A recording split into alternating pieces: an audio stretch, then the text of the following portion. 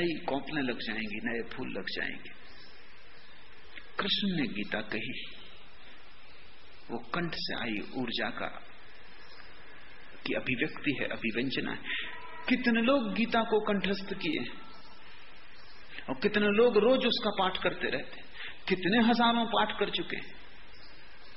लेकिन अगर काम ऊर्जा मूलाधार से गिर रही है तो गीता तुम गाते रहो, वो गीता तुम्हारी ही होगी, भगवत गीता नहीं हो सकती। भगवत गीता होने के लिए तो चेतना का भागवत हो जाना जरूरी है। ऊर्जा ऊपर उठती जाती, एक घड़ी आती कि तुम्हारे तीसरे नेत्र पर ऊर्जा का आविर्भाव होता है, तब तुम्हें पहली दफा दिखाई पड़ना शुरू होता है। तुम अंधे नहीं होते, उसके पहले तुम अंधे हो, क्योंकि उसके पहले तुम्हें सिर्फ आकार दिखाई पड़ते हैं, निराकार नहीं दिखाई पड़ता, और वही असली में है। सब आकारों में छिपा है निराकार। आकार तो मूलाधार में बंधी हुई ऊर्जा के कारण दिखाई पड़ते हैं, अन्यथा कोई आकार नहीं। तुम कहां समाप्त होते हो, कहां तुम्हारी सीमा है, कहां तुम शुरू होते हो? न कोई कहीं शुरू होता है, न कोई कहीं समाप्त होता है। सारा जगत संयुक्त है। तुम झाड़ों से जुड़े हो, पहाड़ों से जुड़े हो, चांद तारों से जुड़े हो। छोटा सा मकड़ी का जाला हिलाओ और अनंत आकाश के तारे भी कप जाते हैं, क्योंकि सारा अस्तित्व एक है। इसमें दो तो है नहीं कहीं, लेकिन तुम्हें अनेक दिखाई पड़ता है। अंधे हो, मूलाधार अंधा चक्र है, इसलिए तो हम काम वासना को अंधी कहते। वो अंधी है, उसके पास आंख बिल्कुल नहीं है। आंख तो खुलती है तुम्हारी असली आंख जब तीसरे नेत्र पर ऊर्जा आके प्रकट होती है, जब लहरें तीसरे नेत्र को छूने लगती, तीसरे नेत्र के किनारे पर जब तुम्हारी ऊर्जा की लहरें आके टकराने लगती, पहली दफा तुम्हारे भीतर दर्शन की क्षमता जगती।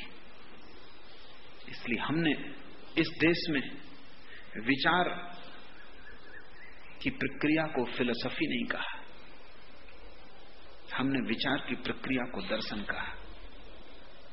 फिलॉसफी पश्चिम में दर्शन शास्त्र का नाम है, हमने वो नाम पसंद न किया, क्योंकि फिलॉसफी तो पैदा हो जाती है मूलाधार में ऊर्जा हो तब भी, लेकिन दर्शन पैदा नहीं होता। और मूलाधार में भटके हुए अंधे कितना ही सोचें, उनके सोचने का क्या मूल्य हो सकता है? वो सोच के भी क्या सोच पाएंगे? अंधा कितना ही प्रकाश के संबंध में विचार करे, सिर पटके गणित बिठाए, विश्लेषण करे, मीमांसा में उतरे, क्या हल होगा? अंधा जो भी कहेगा प्रकाश के संबंध में गलत होगा। अंधे को तो अंधेरा भी दिखाई नहीं पड़ता, प्रकाश तो बहुत दूर की बात है। तुम शायद सोचते होगे कि अंधे को अंधेरा दिखाई पड़ता है, तो तुम गलती में हो। अंधेरा देखने के लिए भी आंख चाहिए, अंधेरा भी आंख का ही अनुभव है। तुम आंख बंद करते हो, तुमको अंधेरा दिखाई पड़ता है, क्योंकि आंख खोल के तुमको प्रकाश का अनुभव है। अंधे को तो अंधेरा भी दिखाई नहीं पड़ सकता। अंधेरा और प्रकाश तो आंख के अनुभव है। तो अंधे सोच सकते हैं और बड़े दर्शन शास्त्र खड़े कर सकते हैं। Aristotle, Kant, Hegel, Bertrand Russell, पश्चिम के बड़े से बड़े विचारक भी दार्शनिक नहीं है। दर्शन एक अनूठी प्रक्रिया है जिसका संबंध विचार से नहीं, ऊर्जा से। कपिल, कणाद, बुद्ध, महावीर, शंकर, नागार्जुन दार्शनिक हैं, विचारक नहीं है। क्योंकि दार्शनिक होने का अर्थ है जिसकी ऊर्जा की लहरें तृतीय नेत्र के तट से टकराने लगी, अब इसको दिखाई पड़ता है। ये कोई सिद्धांत नहीं बनाता है, इससे जो दिखाई पड़ता है उसे सिद्धांत में बांधता है। ये टटोलता नहीं अंधेरे में, इससे जो दिखाई पड़ता है उसे शब्दों में उतारता है ताकि अंधों तक शब्द पहुंचाया जा सके। और जब तुम्हारे जीवन में आंख आती तब सिवाय परमात्मा के कुछ भी नहीं दिखाई पड़ता, सारा संसार माया हो जाता है, सिर्फ परमात्मा सच होता है। अभी माया सच है, परमात्मा एकमात्र असत्य है। तो तुम लाख कहो कि हम मानते हैं, लेकिन तुम जानते हो कि परमात्मा है नहीं। मानोगे तुम कैसे? जिससे जाना नहीं उसे मानोगे कैसे? जिससे देखा नहीं उसे तुम मानोगे कैसे? भीतर तो संदेह बना ही रहता है। पूज लेते हो मंदिर में जाके, हाथ जोड़ के मूर्ति के सामने खड़े हो जाते हो, जरा गौर करना, भीतर तुम संदेह के कीड़े को सरकता हुआ पाओगे। लेकिन झुक जाते हो डर के कारण, पता नहीं हो ही पीछे पछताना पड़े। मुल्ला नसरुद्दीन का एक मित्र मर रहा था। मित्र एक मौलवी था, पंडित था बड़ा, लेकिन मरते वक्त उसे भी कठिनाई होने लगी, क्योंकि पांडित्य मृत्यु में तो साथ देता नहीं। वो डरा। अब तक तो कहता रहा कि ईश्वर है, ये है, वो है, सब सिद्धांत, लेकिन अब उसे समझ में ना आए कि क्या करे। मौत करीब आ गई, क्षण भर की देरी है, क्या होगा क्या ना होगा। किसी ने कहा कि तुम मुल्ला नसरुद्दीन को क्यों नहीं बुला लेते, वो बड़ा ज्ञानी है, मरता क्या ना करता, डूबते तिनके का सहारा ले लेते हैं। रहो, चलो बुला लो। नसरुद्दीन को संदेह तो था, भरोसा तो था नहीं, लेकिन कोई हर्जा नहीं। नसरुद्दीन आया और उसने कहा ठीक, तुम प्रार्थना करो कि हे परमात्मा, हे शैतान, मुझे संभाल। उसने कहा ये किस प्रकार की प्रार्थना है? नसरुद्दीन ने कहा कि मरते वक्त खतरा लेना उचित नहीं, पता नहीं परमात्मा हो या ना हो, और पता नहीं शैतान ही हो।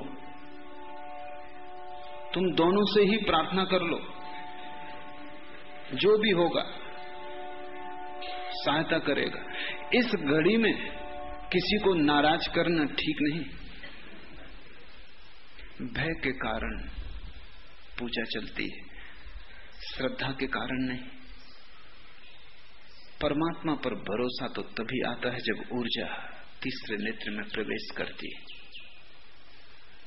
तुम देखने में समर्थ हो जाते हो।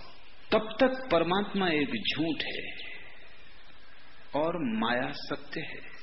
फिर सारी चीज बदल जाती है। परमात्मा सत्य हो जाता है, संसार झूठ हो जाता है। दर्शन की क्षमता, विचार की क्षमता का नाम नहीं है। दर्शन की क्षमता देखने की क्षमता है, वो साक्षात्कार है। जब बुद्ध कुछ कहते हैं तो देखकर कहते हैं, वो उनका अपना अनुभव है। अननुभूत शब्दों का क्या अर्थ है? केवल अनुभूत शब्दों में सार्थकता होती।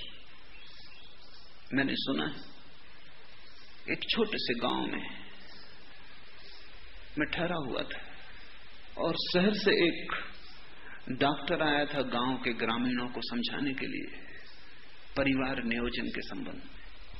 तो जिस घर में मैं ठहरा था, उस घर के सामने के ही आंगन में ग्रामीण इकट्ठे हुए थे और डॉक्टर समझा रहा था, मैं भी बैठा सुन रहा था।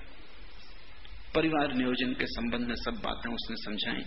एक ग्रामीण ने खड़े होकर पूछा कि आप विवाहित हैं? उस डॉक्टर ने कहा कि नहीं, मैं अविवाहित हूं। वो ग्रामीण हंसने लगा और भी हंसने लगे दूसरे ग्रामीण। तो उस डॉक्टर ने पूछा मामला क्या है? तो उस ग्रामीण ने कहा बंदर क्या जाने अदरक का स्वाद। लेकिन जीवन में जिन चीजों का तुम्हें कोई स्वाद नहीं मिला है, उनको भी तुमने मान रखा है, और मानते मानते तुम्हें लगता है कि तुम्हें स्वाद भी मिल गया है। गुड़ कभी चखा नहीं, गुड़ शब्द सुना है। परमात्मा कभी चखा नहीं, परमात्मा शब्द सुना है। जल कभी पिया नहीं, जल शब्द सुना है। परमात्मा कभी पिया नहीं, परमात्मा शब्द सुना है।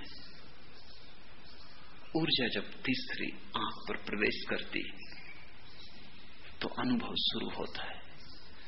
और ऐसे व्यक्ति के वचनों में तर्क का बल नहीं होता, सत्य का बल होता है। ऐसे व्यक्ति के वचनों में एक प्रामाणिकता होती है जो वचनों के भीतर से आती है, किन्हीं बाह्य प्रमाणों के आधार पर नहीं। ऐसे व्यक्ति के वचन को ही हम शास्त्र कहते हैं। ऐसे व्यक्ति के वचन वेद बन जाते हैं। जिसने जाना है, जिसने जिया है, जिसने परमात्मा को चखा है, पिया है, जिसने परमात्मा को पचाया है, जो परमात्मा के साथ एक हो गया है, फिर ऊर्जा और ऊपर जाती है, सहस्त्रार को छूती है। मूल बांधी सर गगन समाना, सर यानी सहस्त्रार। पहला सबसे नीचा केंद्र चक्र है मूल बंध, मूलाधार, और सबसे अंतिम चक्र है सहस्त्रार। उसे हम सहस्त्रार कहते हैं आखिरी चक्र को, क्योंकि वो ऐसा है जैसे सहस्त्र पखड़ियों वाला कमल हो, बड़ा सुंदर है। और जब खिलता है तो भीतर ऐसी ही प्रतीति होती जैसे पूरा व्यक्तित्व तो सहस्त्र पखड़ियों वाला कमल हो गया, पूरा व्यक्तित्व तो खिल गया। जब ऊर्जा टकराती है सहस्त्रार से तो उसकी पखड़ियां खिलनी शुरू हो जाती। सहस्त्रार के खिलते ही व्यक्तित्व से आनंद का झरना बहने लगता है। मीरा उसी क्षण नाचने लगती है, पद घुंघरू बांध मीरा नाची। उसी क्षण चैतन्य महाप्रभु पागलों की तरह उन्मत्त होकर नाचने लगते। मूल बांधी सर गगन समाना, सुखमन यों तन लागी। बड़ी अनूठी बात है ये, सुखमन यों तन लागी। ऐसा सुख पैदा होता है कि आत्मा तो नाचती ही है, आत्मा तो नाचेगी ही, लेकिन नाच इतना गहन हो जाता है कि शरीर तक उस नाच में नाचने लगता है, शरीर तक आनंदित हो जाता है, जो कि जड़ है।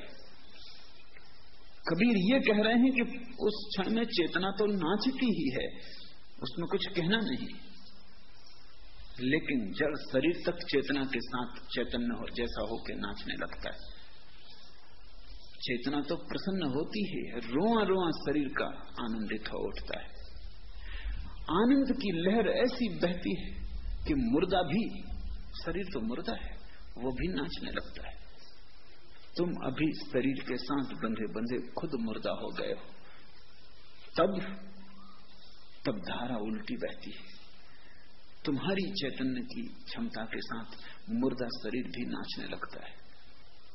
जो तुमने सुना है कि उसकी कृपा से अंधे देखने लगते, लंगड़े चलने लगते,